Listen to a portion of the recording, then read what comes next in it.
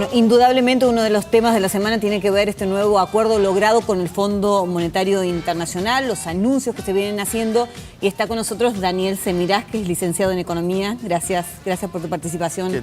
¿Qué tal? Muy buenas tardes. Bueno, para ayudar a entendernos hacia dónde vamos, ¿no? Se logró un nuevo acuerdo, por lo tanto, más dólares y un anticipo que no estaba previsto. ¿Esto qué significa? Esto significa que el gobierno argentino va a contar con los recursos necesarios para poder pagar la deuda en lo que resta de este año y durante el año que viene. Sí. Hasta ahí. Hasta ahí. Eso no es ni más ni menos que eso. Es una tranquilidad y una garantía de que el gobierno va a tener los recursos para poder pagar sus obligaciones por la deuda que ha contraído. Bueno, por un lado va a poder pagar la deuda, pero por otro lado todo lo que está sucediendo a nivel impacto en precios, una inflación que es galopante, una devaluación que ya no la pueden contener. ¿Y esa parte cómo se soluciona? ¿O están los planes, digo?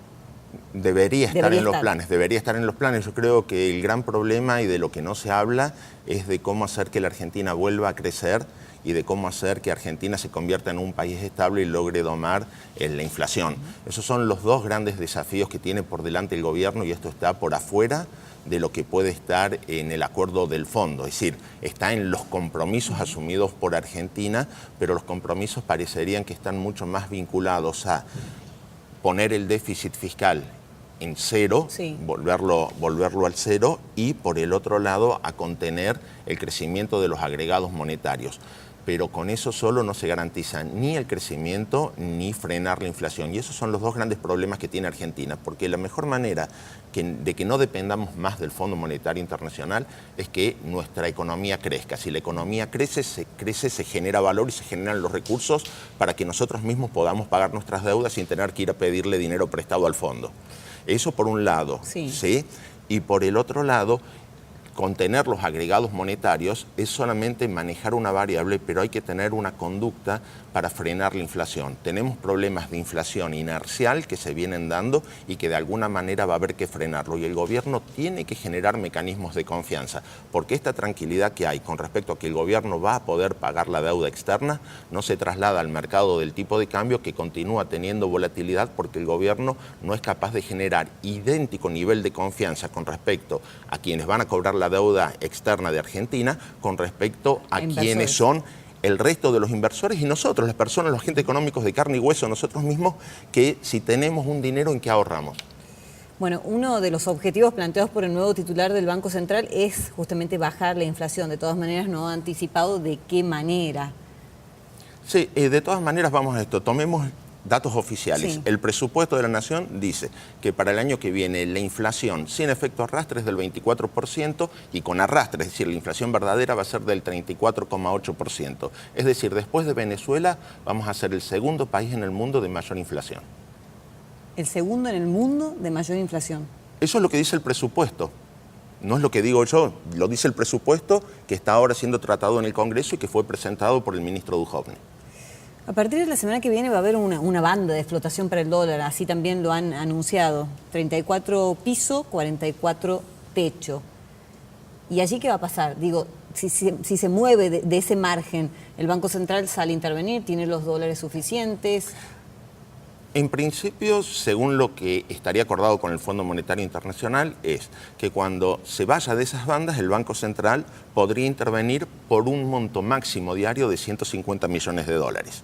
Es decir que, por ejemplo, si el dólar cruza por arriba a los 44, el Banco Central puede intervenir con hasta 150 millones de dólares. Y si con eso no frena la corrida cambiaria, no debería seguir interviniendo, sino que lo debería dejar ir hasta donde vaya. Digamos, ese sería básicamente el margen de intervención, es no solamente por bandas, sino por magnitud de la intervención, por el monto que podría asignar de las reservas que está resguardando para poder pagar la deuda externa del gobierno. Entonces no debería utilizarlo para intervenir en el mercado de cambio. Ahora, me decía también, y esto fuera de cámara, que esa banda de 34-44 es para un primer mes. Pero es para octubre. Pero después esas cifras podrían o van a modificarse. Por lo menos de acá hasta fin de año está previsto un ajuste del 3% mensual acumulativo, es decir, en octubre tenemos 34 o 44 en noviembre vamos a tener un 3% más, en diciembre un 3% más. Para el siguiente trimestre se acordará con la misión técnica del Fondo Monetario Internacional que venga, todos los trimestres hay una misión técnica que viene y ahí se acordarán los detalles técnicos. Esto está acordado en el acuerdo que fue anunciado ahora a mitad de semana. Bueno, la mayoría nos quedamos con esa banda de 34-44 y pensábamos que hasta fin de año esa banda se iba a mantener, pero ahora me estás diciendo que no. Es decir que el dólar podría irse a ¿cuánto? Siempre y cuando teniendo en cuenta esa banda y ese incremento de un 3%. Supongamos que se incrementa un 3% acumulativo permanentemente, los 44 de ahora, dentro de un año, es decir, cuando estemos terminando septiembre del año que viene, al 3% todos los meses sería 56 pesos. Un dólar, 56 pesos.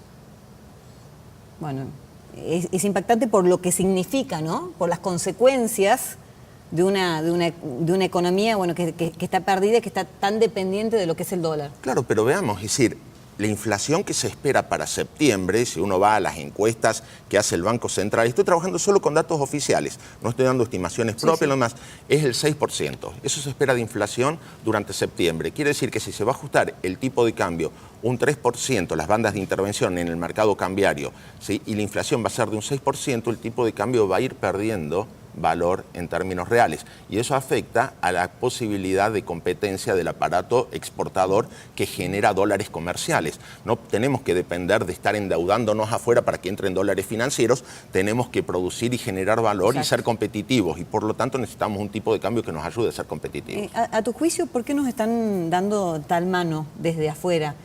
¿Por qué Estados Unidos nos está apoyando de esta forma? ¿Cree en las bondades de nuestro país, el apoyo de Donald Trump?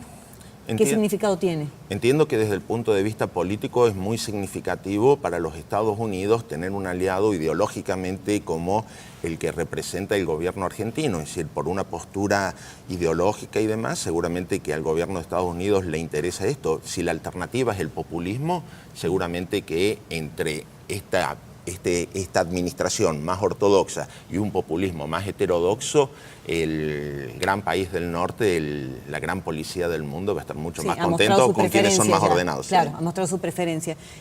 Sos especialista también en seguridad, ¿no? Sí.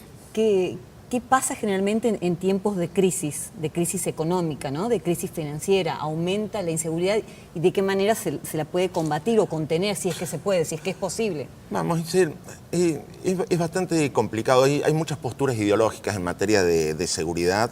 Yo adscribo a lo que es la línea de la seguridad ciudadana, ¿no? Es decir, la seguridad con un alto nivel de compromiso por parte de la sociedad civil. Es decir, no que la policía está por un lado, la sociedad civil por el otro lado, sino que están hermanados y los dos tratando de atender a objetivos comunes. En este sentido es la sociedad civil la que tiene que guiar la actuación de las instituciones policiales. En un ambiente de deterioro de las condiciones de vida y de conflictividad social, evidentemente que uno debería presuponer que los niveles de delincuencia podrían incrementarse, no por el hecho de que la pobreza genere de crimen, sino por el sentido que la marginalidad y la exclusión genera personas que no están comprometidas con la sociedad en su conjunto. Entonces yo creo que tienen mucho que perder, digamos. Entonces a partir de ahí hay un gran desafío en tres patas. Es decir, el gobierno tiene que encargarse con sus escasos recursos de tratar de evitar esas situaciones de exclusión y de marginalidad. Esa es su gran responsabilidad. La sociedad civil debería tratar de unirse para tratar de ir en pos de objetivos comunes, ser mucho más solidarias en estos tiempos en los cuales vemos gente que está en un estado de situación y de necesidad mucho mayor que el que podemos tener algunos de nosotros que estamos en una situación bastante más privilegiadas. Y por el otro lado, la policía no tendría que ponerse en un rol antagónico a la sociedad y ver como una fuerza de choque, sino que tendría que nutrirse en la sociedad civil y comprender cuáles son los requerimientos cambiantes que estamos teniendo. Hoy en día el problema de haber tenido estructuras policiales militarizadas ha cambiado muchísimo y en este momento tenemos instituciones policiales a través de los procesos de reforma institucional y de las cartas orgánicas policiales mucho más cerca de lo que es la sociedad civil. Pero ahora hay un gran desafío y es que aparece la criminalidad organizada. y hace falta inteligencia y capacidad operativa para la policía, y eso lo ha ido perdiendo a lo largo del tiempo. Es decir, cuando la policía era muy mal vista, perdió la facultad de investigar. Hoy la facultad de investigar está en los fiscales, y entonces el proceso de actuación de la policía en la tarea de represión es mucho más largo y mucho más pesado. Creo que si hubieran habilitado mecanismos de control de la sociedad civil, en lugar de poner barreras institucionales de control, tendríamos un esquema policial mucho más ágil. Bueno, la última pregunta. ¿Saldremos de esta? Sí, yo soy terriblemente optimista. Usted me escucha hablar a mí y hacer un análisis económico y yo le voy a decir que las cosas están mal. Y si usted me pide que yo sea mucho más preciso, le voy a decir que están muy mal y que van a estar peor, ¿sí? Pero yo soy profundamente optimista. Tarde o temprano esto va a mejorar. Yo creo que vamos a sufrir meses muy complicados este último semestre, el último cuatrimestre de este año y el primer trimestre del año que viene. Y esperemos que a partir de allí, de esas complicaciones, cuando toquemos fondo, el gobierno se dé cuenta que tiene que hacer algo que cambie la inercia, recuperar la confianza y poner un plan económico que nos garantice crecimiento y estabilidad. Y allí seguramente vamos a tener una posibilidad de salida. Y si no lo hace este gobierno, tenemos octubre del año que viene para escoger una alternativa mejor. Gracias, muy concreto. Muchas gracias. Muchas gracias a usted. Nos estamos yendo, un nuevo sábado que pasamos juntos, por supuesto, hablando de los temas de absoluta actualidad, de lo que ha ido pasando en la semana. Nos vemos en un tiempito nada más. Chau, que disfruten. Adiós.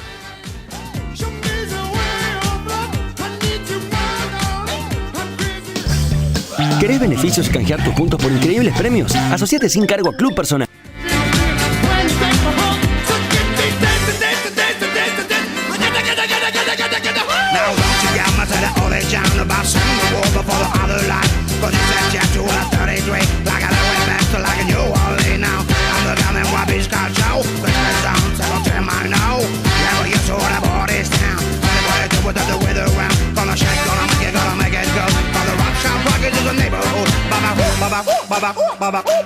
Diggy, diggy, diggy, pound!